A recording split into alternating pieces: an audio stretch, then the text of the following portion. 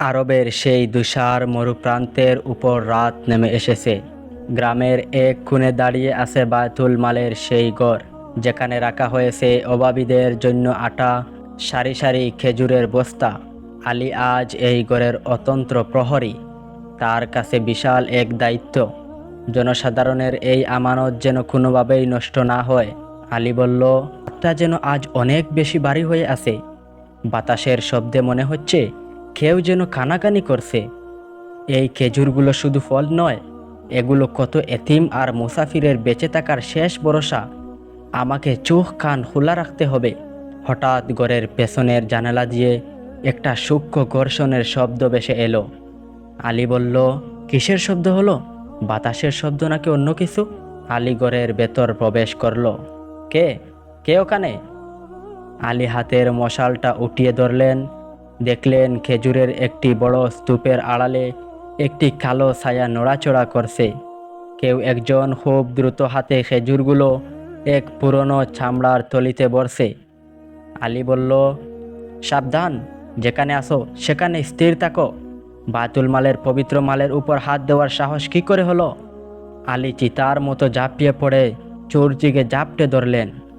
লোকটার পরনে ছিল জীর্ণ তালি দেওয়া এক আলখাল্লা। আলী তাকে টেনে আলোর কাছে নিয়ে এলেন। তুই কে? কোন গোত্রের লোক তুই? জানিস না এই মাল চুরি করা মানে পুরো শহরের মানুষের সাথে বিশ্বাসঘাতকতা করা? আমি তোকে এখনই আমার খলিফার কাছে নিয়ে যাব। তোর অপরাধের বিচার তিনিই করবেন। চোর বলে উঠল, ওহে যুবক, দয়া করো আমায়। আমি এই এলাকার লোক নই। আমি বহুদূর থেকে আসা এক হতভাগা মুসাফির। আমার বাড়িতে ছোটো ছোটো বাচ্চাগুলো আজ 3 দিন ধরে কিছুই খায়নি। আমি কেবল তাদের জীবন বাঁচানোর জন্য এই কাজ করেছি। আলী কিছুটা থমকে যায়, তারপর বলে, অভাবের কথা বলে পার হওয়া যাবে না। তুমি কেন কাজ করলে না? কেন সাহায্য চাইলে না? চোর বলে, আমি লজ্জায় কারো কাছে হাত পাততে পারিনি ভাই। আমি এক বড় অসহায় বাবা। বিশ্বাস করো, আমার এই তলিতে কেবল কয়েক মুঠো খেজুর। এই সামান্য দানে তোমার খলিফার গোশাগার কমবে না, কিন্তু আমার ছোটো ছোটো বাচ্চাগুলোর মুখে হাসি ফুটবে। এবারের মতো আমায় ছেড়ে দাও ভাই। আমি কথা দিচ্ছি আর কোনোদিন এই পথ মাড়াবো না। আরবের এই তপ্ত বালুতে ক্ষুধার জ্বালা কত ভয়ঙ্কর আমি জানি। তোমাকে দেখে মনে হচ্ছে তুমি আসলেই অনেক কষ্টে আছো। ঠিক আছে, যাও, আজ তোমাকে দয়া করলাম, কিন্তু মনে রাখবে, দ্বিতীয়বার যদি তোমাকে এই আঙ্গিনায় দেখি তবে কোনো বিচারক তোমার রক্ষা করতে পারবে না। চোরটি আলীর পায়ে হাত দিয়ে কৃতজ্ঞতা জানিয়ে অন্ধকারের মাঝে মিলিয়ে গেল। আলী প্রদীপের আলোয় তার প্রস্থানের দিকে তাকিয়ে রইলেন। আলী বললেন, লোকটা কি আসলেই অভাবী, নাকি আমার চোখের ভুল? তার গায়ের চামড়াটা কেমন যেন পাথরের মতো ঠান্ডা ছিল, আর এত তাড়াতাড়ি সে মিলিয়ে গেল কোথায়? চারদিকে তো মরুভূমি। আলী লোকটাকে ছেড়ে দিলেন ঠিকই, কিন্তু তার মনের কোনো একটা খটকা রয়েই গেল। তিনি জানতেন না আসলে কে এই রহস্যময় চোর। পরের দিন যথারাতে আলী বায়তুল মালের গেট পাহারা দিচ্ছেন। হঠাৎ সেই একই জানালা দিয়ে ধূপ করে একটা শব্দ হলো।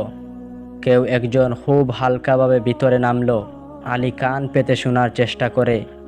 ভিতর থেকে একটা খসখস শব্দ ভেসে আসছে। আলী বলল, এ তো সেই একই রকম গতকালের মতো শব্দ। সে যে বলল আর আসবে না, দেখি তো ভেতরে। হে, আবারও তুই? তোর আস্পর্ধা তো কম নই। গতকাল বললি বাচ্চাগুলো না খেয়ে আছে, তাই দয়া করেছিলাম। আজ আবার কোন অজুহাত নিয়ে এসেছিস? আমাদের খলিফা আমাকে আমানত পাহারা দিতে পাঠিয়েছেন, আর তুই সেই আমানতেই বারবার হাত দিচ্ছিস। চল আজ আমার সাথে। চোর কাঁপা কাঁপা গলায় বলল, ওহে আলী, দয়া করো। কাল রাতে যে খেজুর নিয়েছিলাম তা আমার বড় বাচ্চাদের পেটে যেতেই শেষ হয়ে গেছে। আমার কুলের শিশুটা আজ দুধও পাচ্ছে না। আমি বড় নিরুপায় ভাই, বিশ্বাস করো। আমি আসতাম না, কিন্তু ক্ষুধার জ্বালা সব বয়কে হারিয়ে দিয়েছে। মিথ্যাবাদী, আরবের এই প্রান্তরে অনেক অভাবী মানুষ আছে, কিন্তু তারা তো কেউ এইভাবে অন্যায় কাজ করেনি। তুই নিশ্চিত এই এলাকার কেউ না? তোর গায়ের গন্ধটা এমন অদ্ভুত কেন? কাল রাত থেকে আমার মনে হচ্ছে তুই কোনো সাধারণ মানুষ না। চোর বলে, আমি মানুষ না অন্য কিছু, তাতে তোমার কি আসে যায় আলী? তুমি তো দয়ালু মানুষ। আর একটা বার আমায় ছেড়ে দাও ভাই। আমি তোমার এই উপকার কখনো ভুলব না। এবারের মতন ছেড়ে দাও। আমি আল্লাহর নামে কসম খেয়ে বলছি, আমি আর কোনো দিন এই বায়তুল মালের দ্বারে কাছেও আসব না। আলী বলল, কসম খেয়ে বলছিস? হে, খোদার কসম, আমি আর কোনো দিনও আসব না। সামান্য কয়েকটা খেজুর নিয়ে আমাকে যেতে দাও। আমার বাচ্চাগুলো আজ না খেতে পেলে মরেই যাবে। আলী বলে, উফ, তুই তো আমাকে মহাবিপদে ফেললি। ঠিক আছে, যা, আজই শেষ। কিন্তু মনে রাখিস, যদি কাল থেকে আবার দেখি, তবে আমি তোর কোনো কথাই শুনবো না। সরাসরি বিচারকের কাছে তোকে সোপর্দ করব। চোর বলল, তোমার মঙ্গল হোক আলী, তুমি আজ যা করলে আল্লাহ তা দেখছেন। চোরটি আলীর চোখের সামনে দিয়ে খুব দ্রুত অন্ধকার জানালা দিয়ে বেরিয়ে গেল। আলী অবাক হয়ে লক্ষ্য করলেন, লোকটা বের হওয়ার সময় বাতাসের একটা হালকা ঝাপটা লাগলো এবং প্রদীপের আলোটা নীল হয়ে দপ করে নিভে গেল। আলী বলল, এ কি, প্রদীপটা নিভল কেন? আর লোকটা কি জানালা দিয়ে বের হলো নাকি দেওয়ালের সাথে মিশে গেল? আজ তৃতীয় রাত। আলী আজও বায়তুল মালের সামনে পাহারা দিচ্ছে, কিন্তু তার মন আজ অশান্ত। আলী বলে, আমার কেন জানি মনে হচ্ছে সেই চোর আজও আসবে। আর যদি আসে, তবে নিশ্চয়ই সে একজন দ্রুত আর মিথ্যাবাদী। আর তাহলে আজ কোনো মায়া বা কান্নাকাটির তোয়াক্কা করব না। বায়তুল মালের আমানত এভাবে চুরি হতে দেব না। আজ যদি সে আসে, তবে আমি নিজের হাতে তাকে শিকল পরাবো। আর তখন ওই জানালা দিয়ে দপ করে একটা শব্দ হলো। এবার কোনো পায়ের শব্দ নেই, শুধু বাতাসের একটা ঝাপটা। লোকটা কোনো কথা না বলে পাগলের মতো দুই হাতে খেজুরের বস্তা টানতে শুরু করলো। আলী বাঘের মতো ঝাঁপিয়ে পড়ে। আলী বলে, আজ তোরে পাইছি। আর কোনো কান্নাকাটি না, আর কোনো অভাবের গল্প না। আজ আমি তোকে এই বায়তুল মালের কুঠির সাথে পিষ্টে বাঁধব। তারপর আলী তাকে শক্ত করে দড়ি দিয়ে বাঁধতে শুরু করলো। চোর বলল, আহ, আলী ভাই, ছাড়ো আমায়, দড়িটা বড্ড লাগছে। আমি বলছি তো আর আসবো না, বিশ্বাস করো। তোর বিশ্বাসের আগুন, দিন রাত ধরে একই নাটক করছিস। কাল সকালে যখন শহরের মানুষ এসে দেখবে একজন চোর বায়তুল মালের সামনে বাধা পড়ে আছে, তখন বুঝবি মজা। তোকে বিচারকের সামনে না নেওয়া পর্যন্ত আমার শান্তি নেই। হঠাৎ চোরের গলার সুর সম্পূর্ণ বদলে গেল।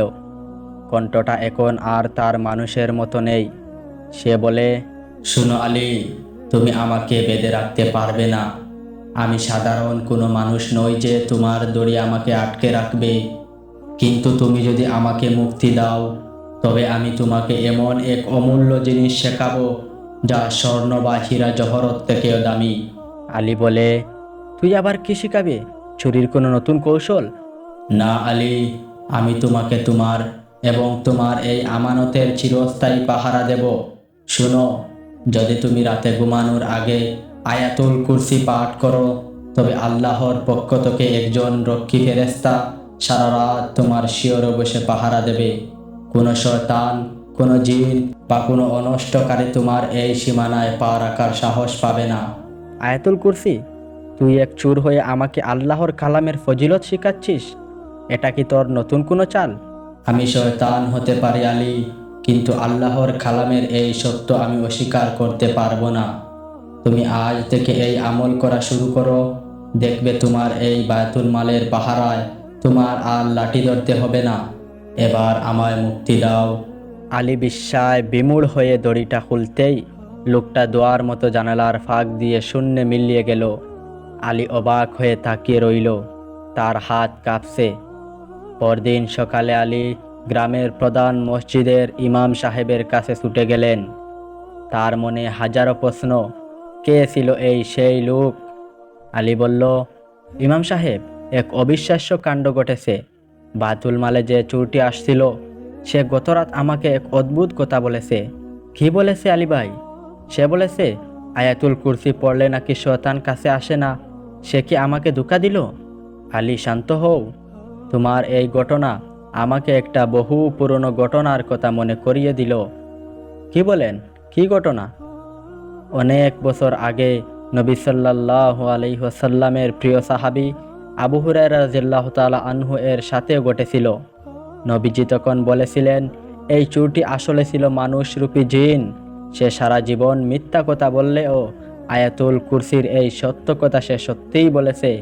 তার মানে ওই লোকটা আসলে জিন ছিল? সে নিজেই নিজের পরাজয়ের কথা স্বীকার করে গেল। হে আলী ভাই, শয়তান নিজেও জানে আয়াতুল কুরসির ক্ষমতা কতখানি। আল্লাহ চেয়েছিলেন শয়তানের মুখ দিয়েই আপনাকে এই মহান সুরক্ষা কবচ শেখাতে। এখন থেকে নিশ্চিন্তে ঘুমাতে পারেন আলী ভাই। আপনার পাহারাদার হিসেবে স্বয়ং আল্লাহর ফেরেশতা নিযুক্ত হবেন। সেই থেকে আরবের প্রান্তরে আর কোনোদিন ছুরির ভয় থাকেনি। আলী বুঝতে পারলেন তলোয়ার বা লাঠির চেয়েও শক্তিশালী হলো আয়াতুল কুরসির শক্তি।